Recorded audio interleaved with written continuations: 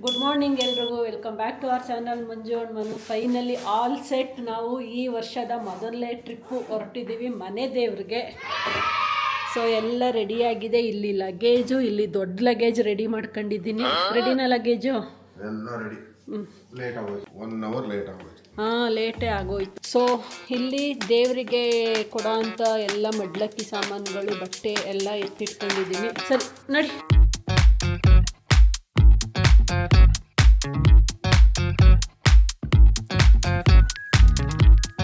ಹೂ ತರ್ತೀನಿ ತಾಳು. ದೇವ್ರಿಗೆ ಹೂವನೇ ಇಟ್ಟಿಲ್ಲ, ಮರ್ತ್ಬಿಟ್ಟಿದ್ದೀನಿ.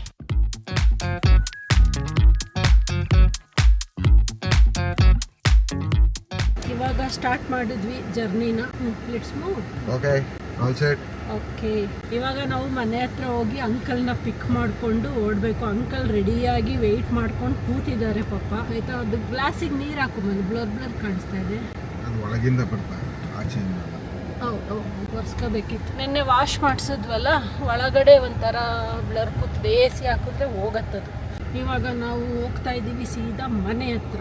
30 ಲೀಟ್ರ್ ಹಾಕಿ. 30 ಲೀಟ್ರ್ ಪೆಟ್ರೋಲಾ? ಹಾಂ, ಪೆಟ್ರೋಲ್, ನಾರ್ಮಲ್ ಪೆಟ್ರೋಲ್.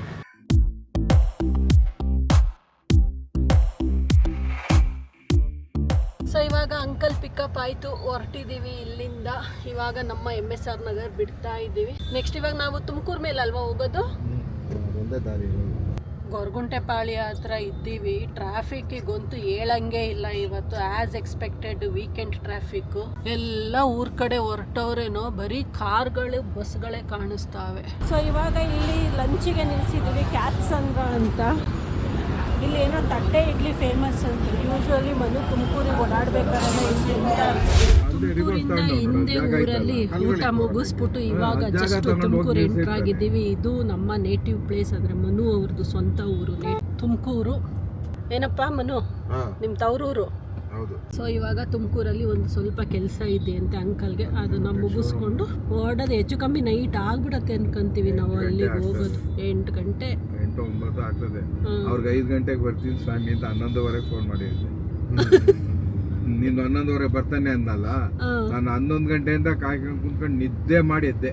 ಇವ್ರು ಎಡಿಟ್ ಮಾಡ್ಕೊಂಡು ಕುತ್ಕೊಂಡ್ರು.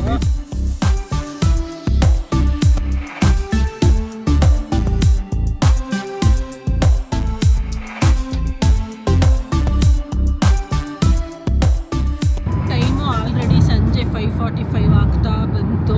ಇನ್ನು ನಾವು ದುರ್ಗನೂ ತಲುಪಿಲ್ಲ. ಇನ್ನು ಎಷ್ಟೊತ್ತಾಗತ್ತೆ ಮನು ದುರ್ಗಗೆ? ಚಿತ್ರದುರ್ಗಗೆ ಮತ್ತೆ ಅಲ್ಲಿ ದುರ್ಗದಲ್ಲಿ ಕಾಫಿ ಕುಡಿಯೋಣ ನಾನು. ಇನ್ನು ಅದು ಹೋಟ್ಲ್ ಹೋಗಕ್ಕಾಗಲ್ಲ, ಈ ಸೈಡ್ ಆಗಿರೋ ಡಾಬಾಗ್ ಹೋಗ್ಬೇಕು. ಈ ಸೈಡ್ ಅಲ್ಲಿ ಟೀ ಅಂಗಡಿಗಳು ಇಕ್ಕಿರ್ತಾರೆ, ಜಾಯಿಂಟ್ ಅಲ್ಲಿ, ಅಲ್ಲಿ ನಿಲ್ಲಿಸ್ಕೊಂಡು ಕುಡಿಬೇಕಷ್ಟೇ. ನಾವು ಊರೊಳಗೆ ಹೋಗಕ್ಕಾಗಲ್ಲ. ನಾನು 8 ಕಿಲೋಮೀಟರ್ ದಾವಣಗೆರೆ, ಇಲ್ಲೇ ಎಲ್ಲರೂ ಕುಡಿಯೋಣ. ಇಲ್ಲೇ ಕುಡಿಯೋಣ. ಸೈಡ್ ಅಲ್ಲಿ ಹಾಕೊಂಡಿರ್ತಾರೆ ನೋಡು, ಚಿಕ್ಕ ಚಿಕ್ಕ ಅಂಗಡಿಗಳು ಹಾಕಿರ್ತಾರೆ, ಅಲ್ಲೇ ಟೀ ಕುಡ್ಕೊಂಡು ಹೋಗ್ತಾ ಇರ್ಬೇಕು. ನೋಡಾಗಲ್ಲ ಐತಲ್ಲಿ, ಇಲ್ಲೇ ಇರಂಗೈತೆ. ನಾನು ಚಿತ್ರದುರ್ಗದಲ್ಲಿ ಕುಡಿಯೋಣ ಅಂತ ಮಾತಾಡ್ಕೊಂಡಿದ್ವಲ್ಲ. ಇಲ್ಲ ಏನೂ ಇಲ್ಲ. ಇವ ನೋಡಿ, ಈಗ ಇಲ್ಲೇ ಇಲ್ಲಿ ಟೀ ಕುಡಿಬೇಕು, ಬಿಸ್ಕೆಟ್ ತಿನ್ಬೇಕು, ಹೋಗ್ತಾ ಇರ್ಬೇಕು. ಹಾಕಲ್ಲಿ ಮುಂದಕ್ಕೆ ಹಂಗೆ ಮಲ್ಕೊಂಡು ನಿದ್ದೆ ಮಾಡ್ತಾ ಇದೆ. ಇನ್ನೂ ದುರ್ಗ ಬಂದಿಲ್ಲ, ಕಾಫಿ ಕುಡಿಬೇಕು ಅಂತ ವೇಟ್ ಮಾಡ್ತಾ ನಾವು ಅಲ್ಲೇ ದಾವಣಗೆರೆ. ನೆಕ್ಸ್ಟ್ ಬರೋದೇನೇನೆ ದಾವಣಗೆರೆ. ಇಲ್ಲೇ ಹೋಗಿ ನೋಡಿ ಫ್ರಂಟ್ ಅಲ್ಲಿ. ಸೊ ಇವಾಗ ಕಾಫಿ ಬ್ರೇಕ್ ತಗೊಂತಾ ಇದ್ದೀವಿ. ನಾನು 5:15 ಆಯ್ತು. ಇನ್ನೂ ನಮ್ಮ ಯಜಮಾನ್ರು ಕಾಫಿನೇ ಕೇಳಿಲ್ವಲ್ಲಪ್ಪ ಅಂತ ಯೋಚನೆ ಮಾಡ್ತಾ ಇದ್ದೆ. ಇಲ್ಲಿ ಯಾವ್ದು ಚೆನ್ನಾಗಿರಲ್ಲ ಕಾಫಿಗಳು. ಕಾಫಿ ಸಿಗಲ್ಲಪ್ಪ ಇಲ್ಲೆಲ್ಲ, ಚಾಯ್. ಇಲ್ಲೆಲ್ಲ ಬಿಸಿನೀರಿ ಕಾಫಿ ಪುಡಿ, ಟೀ ಪುಡಿ ಹಾಕಿ ಕೊಡ್ತಾರೆ. ನಡಿ. ಟೀ ಅಷ್ಟೇ, ಟೀ ಬಿಸ್ಕೆಟ್ ತಿನ್ನೋದು ಮುಂದಕ್ಕೆ ಹೋಗ್ತಾ ಇರೋದು. ಬನ್ನಿ, ನಮಗೆ ಟೀ ಹಿಡ್ಕೊಂಡು ಕುಂತವ್ರೆ. ಹೆಂಗಿದೆ? ಬರೀ ಅದನ್ನೇ ಊಟ ಮಾಡ್ದಂಗೆ ಮಾಡ್ತಾ ಇದೆಯಾ? ಚೆನ್ನಾಗಿತ್ತು. ಹೌದಾ? ಯಾವುದು ಅದಾ? ಟೀ ಕುಡಿಯೋಕ್ಕೆ ಬಂದಿದ್ದು ಬೇಕು. ಸೊ ಕಾಫಿ ಓಕೆ, ಆ್ಯಾವ್ರೇಜ್ ಆಗಿದೆ. ಬಟ್ ಇಲ್ಲಿನ ಜಾಗಕ್ಕೆ ಇದು ತುಂಬ ಚೆನ್ನಾಗಿದೆ. ಓಕೆ, ಅದು ಆ ಕಡೆ ಬೆಂಗಳೂರಿಂದ ಬಂದಿದ್ದು ಈ ಕಡೆ ದಾವಣಗೆರೆಗೆ ಹೋಗೋದು. ಇನ್ನೊಂದು 10 ಕಿಲೋಮೀಟರ್ ಇದೆ ದಾವಣಗೆರೆಗೆ. ಅದಾದಮೇಲೆ ಅಲ್ಲಿಂದ 60 ಕಿಲೋಮೀಟ್ರು ರಾಣಿಬೆನ್ನೂರು, ಅಲ್ಲಿಂದ ಒಂದು 10 ಕಿಲೋಮೀಟ್ರು ಮೈಲಾರ. ಸೊ ಇನ್ನೂ ಇಷ್ಟು ಡಿಸ್ಟೆನ್ಸ್ ಮಾಡಬೇಕು. ಈಗ ಇವಾಗ ಜಸ್ಟ್ ತಲುಪಿದ್ವಿ. ಟೈಮು ಆಲ್ಮೋಸ್ಟ್ 8 ಗಂಟೆ ಆಗೋಯ್ತು. ಲೇಟೇ ಆಗೋಯ್ತು. ತುಂಬ ಲಾಂಗ್ ಜರ್ನಿ ಅಲ್ವಾ. ಒಂದು 370 ಆಯಿತಾ ನಮಗೆ ಕಿಲೋಮೀಟರ್ಸು. 350. ರೋಡ್ ತುಂಬ ಚೆನ್ನಾಗಿದೆ. ಒಂದು 25-30 ಕಿಲೋಮೀಟರ್ಸ್ ಅಷ್ಟು ರೋಡು ಇಲ್ಲಿ ಹತ್ತತ್ರ ಬಂದಾಗ ಚೆನ್ನಾಗಿರಲಿಲ್ಲ. ಅಲ್ಲೇ ನಮಗೆ ತುಂಬ ಟೈಮ್ ಹಿಡಿದ್ಬಿಡ್ತು. ಇವಾಗ ಹೋಗ್ತಾ ಇದ್ದೀವಿ ರೂಮಿಗೆ. ಇದು ದೇವಸ್ಥಾನದ ಕಡೆಯಿಂದನೇ ಮಾಡಿರೋ ರೂಮ್ಗಳಂತೆ. ಸೊ ಇದರಲ್ಲಿ ರೂಮ್ನ ನೆನ್ನೆನೇ ಬುಕ್ ಮಾಡಿಬಿಟ್ಟಿದ್ವಿ. ಕಾರಲ್ಲ ಲಾಕ್ ಓಪನ್ ಮಾಡು, ತರ್ತೀನಿ. ಎಲ್ಲಿ ಬಿಟ್ಟಿದ್ಯಾ? ಇದ್ರಲ್ಲ ತಗೊಂಡು ಬರ್ತೀನಿ ನಡಿ. ಸಾಯಿಬ್ರಿಗೂ ಇದೇನು ಹೊಸ್ದಲ್ಲ. ಕಾರಲ್ಲೇ ಫೋನ್ ಮರ್ತ್ಬಿಟ್ಟು ಬರೋದು. ಸೊ ನಾವು ಹಿಂದೆಯಿಂದ ಓಡೋಗಿ ತಗೊಂಡು ಬರೋದು. ಸೊ ಇವಾಗ ಹೋಗಿ ರೂಮಲ್ಲಿ ಲಗೇಜ್ ಎಲ್ಲ ಇಟ್ಬಿಟ್ಟು ಊಟಕ್ಕೆ ಹೋಗ್ತಾ ಇದ್ದೀವಿ. ಇಲ್ಲಿ ಅಂಗಡಿಗಳೆಲ್ಲ ಬೇಗ ಕ್ಲೋಸ್ ಆಗಿಬಿಡುತ್ತೆ. ನೋಡಿ ಅಂಗಡಿ ಎಲ್ಲ ಕ್ಲೋಸ್ ಆಗೋಗಿದೆ. ಟೆಂಪಲ್ ಅವರೇ ಇಲ್ಲಿ ಒಂದು ಹೋಟೆಲ್ಗೆ ನಮಗೆ ಊಟಕ್ಕೆ ಬುಕ್ ಮಾಡಿದಾರಂತೆ. ಸೊ ಅದೇ ಹೋಟೆಲ್ಗೆ ಇವಾಗ ಹೋಗ್ತಾ ಇದ್ದೀವಿ. ಊಟ ಮುಗಿಸ್ಕೊಂಡು ಬಂದ್ಬಿಟ್ಟು ಫ್ರೆಶನ್ ಅಪ್ ಆಗಿ ಮಲ್ಕೊಬಿಡೋದು. ಡ್ಯಾಮ್ ಟಯರ್ಡ್ ಇವತ್ತು. ಇಲ್ಲ ಅವಲ್ಲ, ಬ್ಲ್ಯಾಂಕೆಟು ಒಂದೇ ಒಂದು ನೀವು ತಂದಿರ್ತೀರಲ್ಲ ಅಂತ ತಂದಾರೆ. ಇಲ್ಲಿ ಲೋಕಲ್ ಹೋಟೆಲಲ್ಲಿ ಊಟ.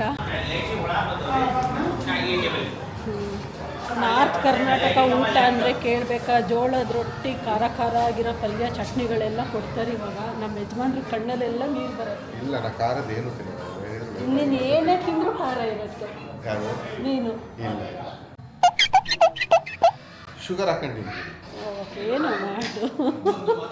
ನೀವೆಲ್ಲ ಖಾರ ಜಾಸ್ತಿ ಅಲ್ವಾ? ನಮಗೆ ಖಾರ ಕಮ್ಮಿ. ನಮಗೆ ಖಾರ ಜಾಸ್ತಿ ಅನ್ನೋದು ನಿಮಗೆ ಸ್ವಲ್ಪ ಖಾರ ಅಲ್ವಾ?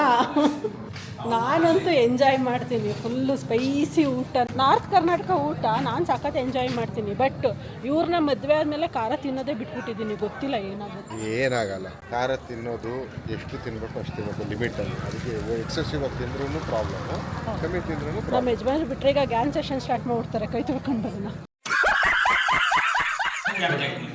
ಏನಿದೆ ಊಟ ಅಂದ್ರಿ? ಜೋಳದ ರೊಟ್ಟಿ.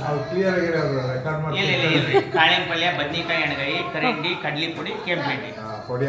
ಏನಾದರೂ ಅರ್ಥ ಆಯ್ತು? ಒಂದೇ ಒಂದು ಐಟಮ್ ಹೇಳೋರು ಹೇಳಿದ್ದು. ಜೋಳದ ರೊಟ್ಟಿನ ಚಪಾತಿ. ಫಸ್ಟ್ ಜೋಳದ ರೊಟ್ಟಿ ನೀವು ತರ್ಸ್ಕೊಳ್ಳಿ, ನಾನು ನೋಡ್ತೀನಿ ಟೇಸ್ಟ್ ಚೆನ್ನಾಗಿದ್ರೆ. ನಮ್ಗೆ ಇಷ್ಟ ಜೋಳದ ರೊಟ್ಟಿ, ನಾವು ತಿಂತೀವಿ. ಇಷ್ಟನೋ ಕಷ್ಟನೋ ಕೇಳಲಿಲ್ಲ.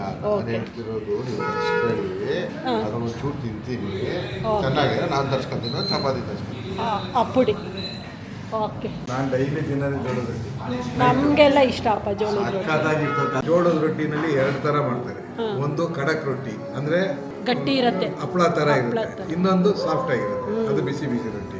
ಅದು ಬಿಸಿ ರೊಟ್ಟಿಗೆ ಆಗಲಿ ಅದಕ್ಕೆ ಆಗಲಿ ಚಿಕನ್ ಸಾರು ಹಾಕೊಂಡು ತಿಂದ್ರೆ ಸೂಪರ್ ಆಗಿರ್ತದೆ. ನಾನು ಖಡಕ್ ರೊಟ್ಟಿ ನಂಗೆ ಅಷ್ಟು ಇಷ್ಟ ಆಗಲ್ಲ. ಅದು ಕಟುಮ್ ಬಂದಂತೆ. ಅದಾಗ ಈ ಕಡೆ ಎಲ್ಲ ಅದೇ ಇಷ್ಟಪಡೋದು ಜಾಸ್ತಿ, ಈ ಕಡೆಯಿಂದ ಬರೋದು. ಇಲ್ಲಿ ನಾರ್ತ್ ಕರ್ನಾಟಕ ಕಡೆ ಬಂದ್ರೆ ಈ ತರ ಪಕ್ಕ ಲೋಕಲ್ ಹೋಟೆಲ್ಗೆ ಬಂದ್ರೆ ಅಲ್ಲಿದು ಪಕ್ಕ ಟೇಸ್ಟ್ ಸಿಗೋದು. ಅದೇ ಊಟ ಮಾಡ್ಬೇಕು ನಾವು. ಅದೇ ಊಟ ಮಾಡ್ಬೇಕು. ಹೌದು, ಯಾವ ಊರಿಗೆ ಹೋಗ್ತೀವೋ ಆ ಊರು ಊಟ ಮಾಡ್ಬೇಕು. ಒಂದೇ ಪ್ಲೇಟಲ್ಲಿ ಎಷ್ಟು ವೆರೈಟಿ ಇದೆ. ಜೋಳದ ರೊಟ್ಟಿ, ಹೆಸರು ಕಾಳು ಪಲ್ಯ, ಎಣ್ಣೆಗಾಯಿ, ಇದೇನೋ ರೆಡ್ ಚಟ್ನಿ ಪುಡಿ, ಕರ್ಡು ಚಟ್ನಿ ಪುಡಿಗೆ, ಆನಿಯನ್.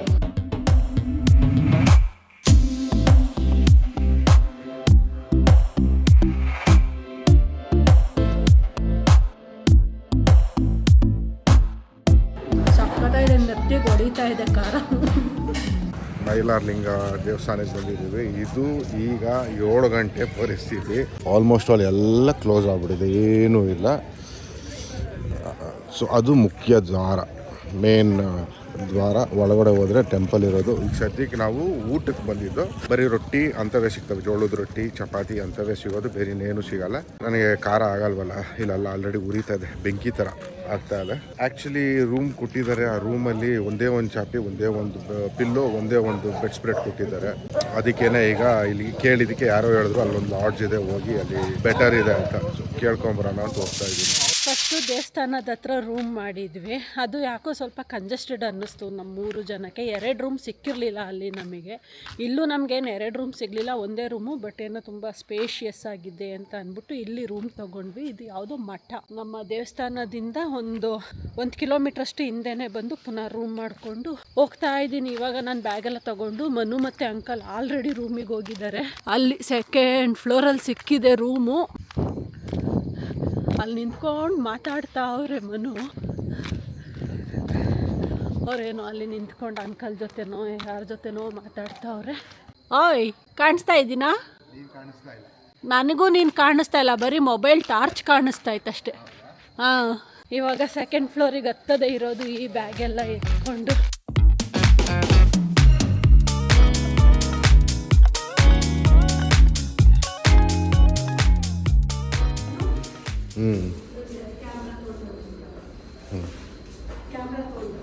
ಕೊಡು ಬ್ಯಾಗ್. ನೋಡಿ ಪಾಪ ಬೀರೋಲ್ಗಳು ತೆಗಿಯೋದಕ್ಕೆ ಕ್ಯಾಮ್ರಾ ಇಟ್ಬಿಟ್ಟು ಪಾಪ ಅಲ್ಲಿಂದ ನಡ್ಕೊಂಡು ಬಂದು ಬೀರೋಲ್ ತೆಗೆದವಳು. ಇದೊಂದು ಬ್ಯಾಗ್ ಅದೊಂದು ಬ್ಯಾಗ್ ಹಾಕೊಂಡು ವಿಡಿಯೋ ಮಾಡ್ಕೊಂಡು ಬರ್ತಾ ಇದ್ರೆ ಎಷ್ಟು ಕಷ್ಟಪಟ್ಟು ವಿಡಿಯೋ ಮಾಡ್ತೀವಿ. ಕಷ್ಟಪಟ್ಟು ಇಷ್ಟಪಟ್ಟು ಮಾಡ್ತೀವಿ. ಕ್ಯಾಮ್ರಾ ಇಟ್ಕೊಂಡು ಬರ್ತೀವಿ. ಓಕೆ, ಬೀರೋಲ್ ತೆಗಿಯೋದಕ್ಕೆ ಅಷ್ಟು ಕಷ್ಟ. ಲಗೇಜ್ಗಳು ಇಟ್ಕೊಂಡು ಕ್ಯಾಮ್ರಾ ಒಂದು ಕಡೆ ಇಟ್ಟು ಮಾಡ್ಕೊಂಡು ಬರ್ತಾರೆ ಪಾಪ. ಏನು ಮಾಡೋಕ್ಕಾಗಲ್ಲ, ಸಮ್ಟೈಮ್ಸ್ ಕಷ್ಟಪಡ್ಬೇಕಾಗತ್ತೆ. ಬಟ್ ಇಷ್ಟಪಟ್ಟು ಮಾಡ್ತಾರೆ. Moving like it's an emergency. We gotta check out, it's close to 11, so baby ride it with some urgency. I'm just here for the fun part, cause I'm good.